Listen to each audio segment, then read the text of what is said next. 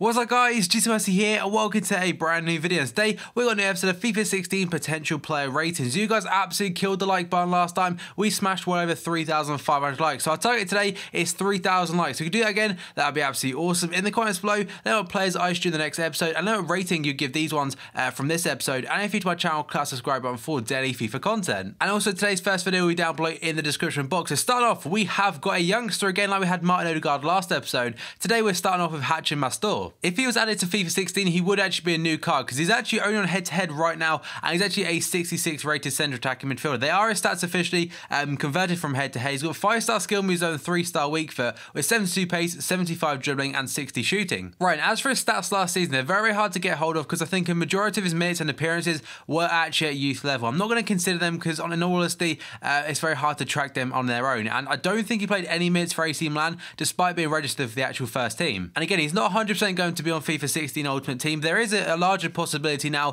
that he has got a picture and everything on head-to-head. And also in terms of price, I think it'd be pretty cheap as well, given the fact that he's so low rated. And that then moves us on to our second player, which is going to be LACAZETTE of Lyon in France. And I mean, he's been on fire this season. His stats clearly show that. 40 games, 31 goals and 8 assists. And on FIFA 15, he's had so many different cards. He's had informs, upgrades, team of the seasons, and also a purple card on top of that as well. I mean, like I said, he's been an absolute fire, and there's a reason a lot of the European top clubs are actually after him. So his FIFA 15 card, I've gone as an upgrade card, which is 82 rated. That card then has 88 pace, 85 dribbling, 83 shooting, 75 physical, and 72 passing. And my card I've actually given him isn't actually too dissimilar. I've upped his rating by 1, and the reason I've actually not changed the card too much, let me put this point across. Lacazette's card, his upgrade card on the left-hand side, was actually released around February for the January upgrades. And in my opinion, I think he actually as well on top of that, I think he had an injury from around that time towards the end of the season. But saying that, I've actually just looked at his injury. It only did last around 5 games, but from February to the end of the season, he only actually scored 6 goals. So I think keeping it around the same type of card would be fair, but upping the rating to an 83. He also has 4-star skill moves and 4-star weak foot on top of that. But other things I've got to mention, he could be very close to a big money move. There's a lot of Premier League clubs linked to him currently for around £30 million. It may not happen, but it still may do.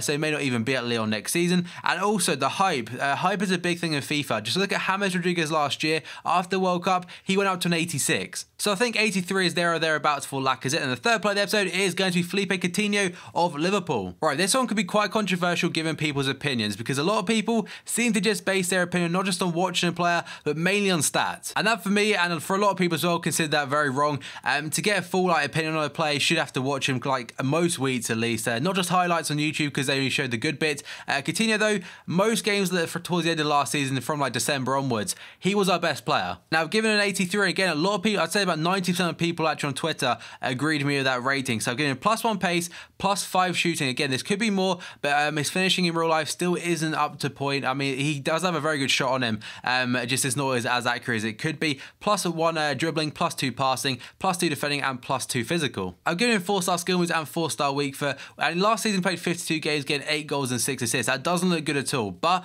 again, key passes and stuff like that, if you look at it into more detail, if you are a stats man, again, I'm not really that type of person. But if you look at them type of stats, they kind of show more that he's been doing. He did get into the real life Barclays Premier League Team of the Year. Again, this controversial side of it.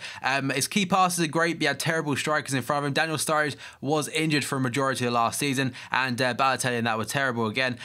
His shooting could be higher because of low finishing. And also, one thing I forgot to mention, there's the likes of Oscar, who's 84 rated. And last season, this guy was probably just as good. So that's my opinion on Felipe Coutinho. Again, other people disagree. Some people will agree. Let me know in the comments below what you think of that one. The final player of the episode is going to be Cristiano Ronaldo. So this guy had an absolutely unreal season again. He's doing it every single year, just like Lionel Messi, and he can do absolutely everything. He has everything about him, and he's one of the best athletes you'll ever see. But then, back onto FIFA, and a lot of people I've seen have put him as a striker. I think that's a bit far-fetched. He did get a few striker cards last season because he was starting as a left winger and then drifted into striker about 10 minutes. So I mean, he does play a majority of his games down the middle, but on the team sheet, he is still a left winger. And the rating I've actually given him is the same rating that's actually been leaked from the early stages of FIFA 16 on the screenshots we have seen. So Ronaldo, he's a 92 rated card on FIFA 15, which should have been higher in my opinion again. But the changes I've made then, I've upped his passing by 2, his dribbling by 1, defending by 1, and physical by 2. And the reason I've not touched that shooting stat